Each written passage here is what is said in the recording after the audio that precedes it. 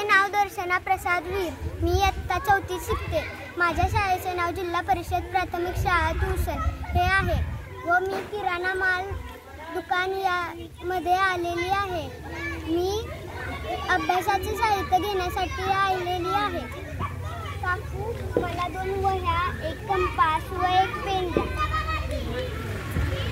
2 वह्यांची किंमत 24 रुपये झालेली आहे.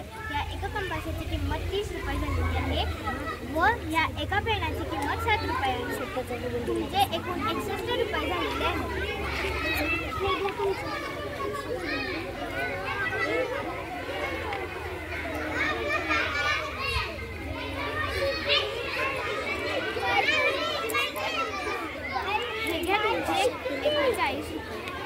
मला आता अभ्यासाचे